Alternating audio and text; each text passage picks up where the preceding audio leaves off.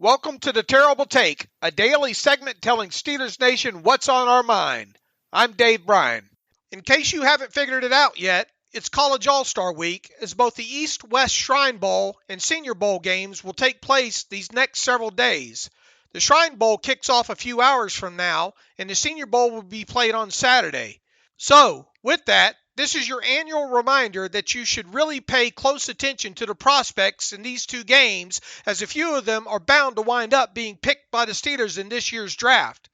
If you need a recent history lesson, last year the Steelers had 4 of their draft picks who played in the 3 major All-Star games.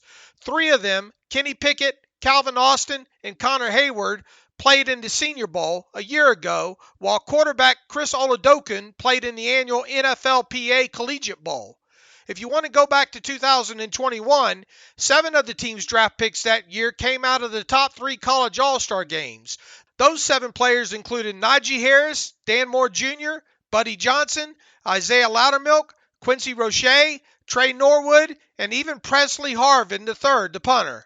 Going even further back to the Steelers' 2020 draft, 5 players came out of the top 3 college All-Star games that year in the form of wide receiver Chase Claypool, outside linebacker Alex Highsmith, guard Kevin Dotson, safety Antoine Brooks Jr., and even defensive tackle Carlos Davis.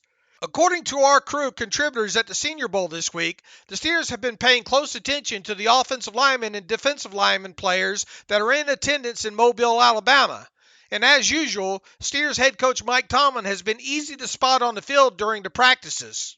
Quite honestly, it would make a lot of sense if the Steelers ultimately selected at least one offensive and defensive lineman taking part in the Senior Bowl this week during the 2023 NFL Draft, and in their first 4 selections as well. So, watch these 2 final All-Star games closely these next few days, as you'll likely be watching a few new Steeler players in the process. In fact, I will be surprised if at least 4 players out of this year's Steelers draft class aren't products of these 2 big college All-Star games about to take place. Be sure to follow us at SteelersDepot.com and check out episodes of The Terrible Take every day at 5 p.m. Eastern Time. And check out The Terrible Podcast with myself and Alex Kozora every Monday, Wednesday, and Friday.